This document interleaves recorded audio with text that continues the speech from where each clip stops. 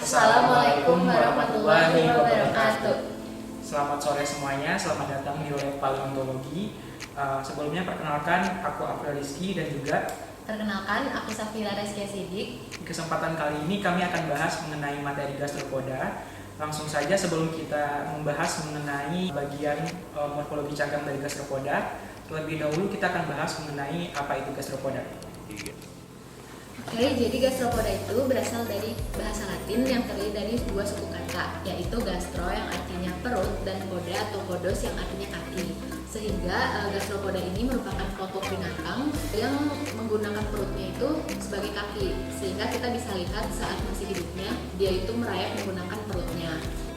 Selain itu, ciri umum yang dapat kita temukan pada gastropoda ialah mereka memiliki cangkang yang berfungsi untuk melindungi tubuh bagian lunaknya saat mereka masih hidup. Sedangkan saat mereka telah mati, tubuh yang bagian lunaknya itu akan hilang dan lenyap, sehingga yang akan mengeras dan menjadi fosil adalah cangkangnya saja. Secara umum, cangkang dari gastropoda itu tersusun atas zat kapur, dan mereka juga memiliki bentuk yang asimetri seperti ini contohnya. Jadi dilihat dari sudut pandang manapun, tubuh gastropoda ini tidak akan pernah membagi dua bagian atau lebih yang sama besar. Selain itu, gastropoda merupakan kelompok binatang yang memiliki daya adaptasi yang sangat tinggi nih terhadap lingkungannya, sehingga kita bisa menemukannya baik di lingkungan darat maupun lingkungan laut. Seperti yang sudah dikatakan sebelumnya, bahwa saat masih hidup, gastropoda itu memiliki tubuh bagian lunak yang terdiri dari beberapa bagian. Yang pertama itu ada kepala. Nah, di bagian kepala ini biasanya terdapat mulut, tentakel, maupun mata. Pada bagian perut, gastropoda ini sudah termasuk ke dalam organisme yang memiliki sistem yang kompleks. Jadi dia udah punya ginjal, jantung, sistem pencernaan, dan lain sebagainya. Kita juga akan menemukan mantel nih kalau misalnya kita nemuin gastropoda waktu masih hidup. Mantel itu fungsinya sebagai selaput tipis untuk melindungi tubuh bagian dalamnya. Tetapi tubuh bagian lunak ini tidak terlalu dipelajari di dalam praktikum karena yang akan menjadi fosil itu adalah bagian kerasnya. Sebelumnya kita sudah bahas mengenai morfologi bagian tubuh lunak dari gastropoda. Nah, selanjutnya kita akan bahas mengenai morfologi cangkang dari gastropoda. Nah, berikut adalah beberapa morfologi dari cangkang gastropoda yang dapat kita amati. Yang pertama itu ada apex. Apex merupakan bagian puncak atau ujung dari cangkang gastropoda. Lalu juga ada whorl. Whorl itu merupakan bagian cangkang yang menunjukkan satu putaran cangkang dari gastropoda. Nah, lalu ada body whorl. Nah, body whorl sendiri merupakan cangkang yang terletak pada bagian putaran terakhir dari gastropoda.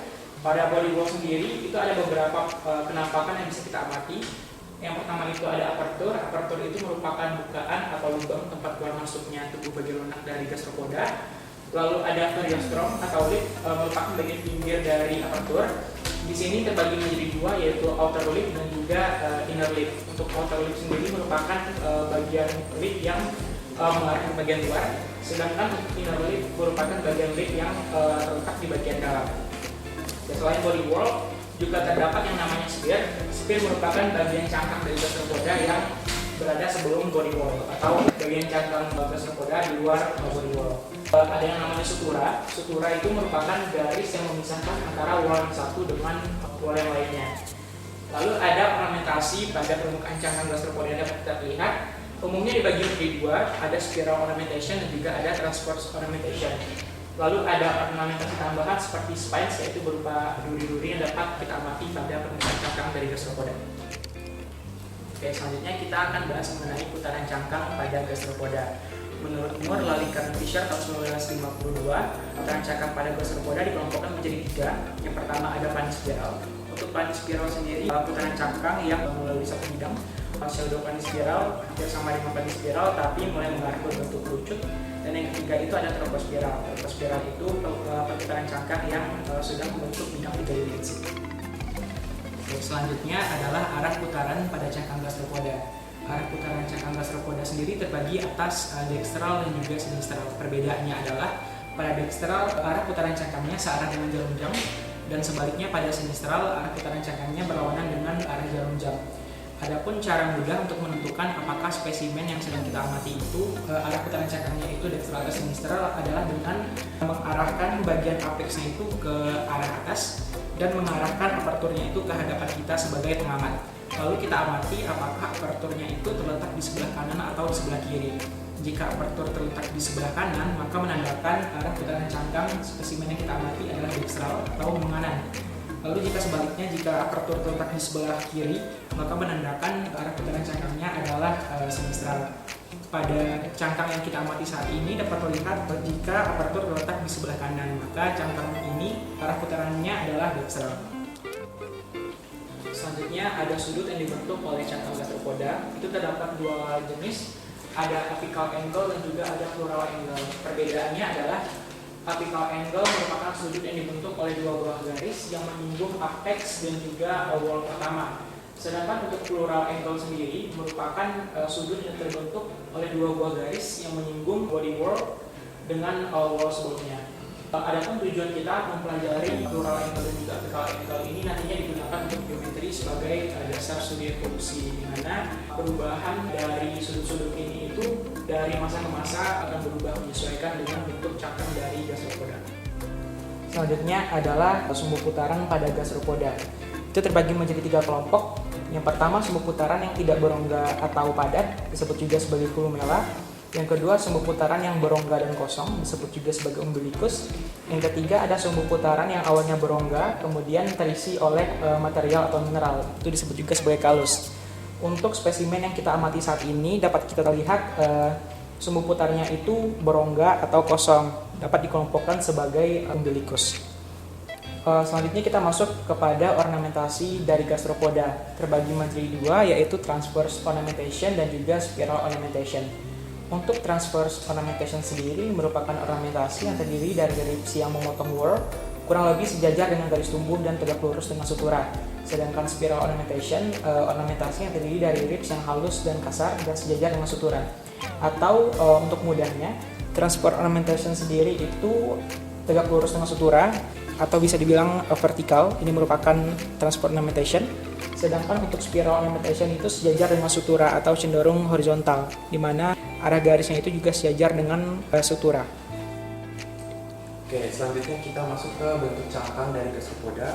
Berdasarkan Moore, Lariker, dan Fisher tahun 1992, bentuk cangkang dari gastropoda dan terminologinya dapat dibagi menjadi beberapa bentuk cangkang yang biasanya ditemukan di lapangan. Contoh yang pertama ada discoidal. Jadi discoidal itu dicirikan dengan semua hornya itu terletak dalam satu bidang atau planis spiral dan dapat dilihat dari sisi eksteriornya. Contoh dari discoidal adalah planorbis. Selanjutnya ada conical. Conical ini dia dicirikan dengan bentuknya yang kerucut dengan spine yang agak runcing. Tadi itu adalah hor yang seperti kayak gini. Ini bentuknya itu agak runcing. Selanjutnya dengan alasnya itu yang rata. Contoh dari conical itu adalah tropus. Selanjutnya ada turbinate. Turbinate itu kita dapat dicirikan dengan bentuk kerucut dengan alas yang konveks. Ini alasnya itu berbentuk konveks. Contoh dari turbinate itu adalah turbo. Selanjutnya ada turritate. Turritate itu dia dicirikan dengan spire-nya itu panjang. Core-nya itu ini panjang dan body core-nya itu memiliki relatifnya core-nya itu relatif banyak dari spire-nya dan panjang.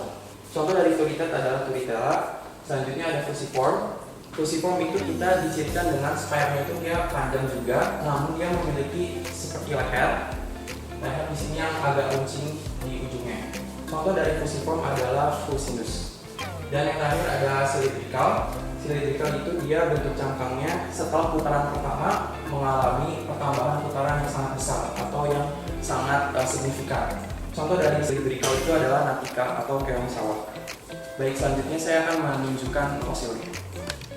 Saya akan menjelaskan tentang fosil yang kalian bisa lihat sekarang. Ini adalah contoh dari fosil turbinate atau turbo. Dia itu memiliki spire dengan pertambahan panjang dan alasnya itu yang konveks. Ini kalau bisa dilihat, ini arah aperturnya itu lebih mengarah ke kanan atau dextral. Selanjutnya ini ada bentuk cangkang dari turritate atau turritella. Dia itu dilihat dari spire-nya yang panjang dan sangat runcing. di mana memiliki hornya itu relatif banyak. Baik, berikut merupakan bentuk cangkang dari fusiform, contohnya adalah fusinus. Dia itu dicirikan dengan bentuknya seperti kumparan, di mana bagian tengahnya itu menebal, sedangkan ujung dari spire dan ujung dari body hornya itu runcing. Sekian penjelasan kami mengenai materi gastropoda. Semoga bisa membantu pemahaman kalian untuk mempelajari gastropoda. Semoga bisa bermanfaat. Kami akhiri, wabillahi taufiq wal hidayah. Wassalamualaikum warahmatullahi wabarakatuh.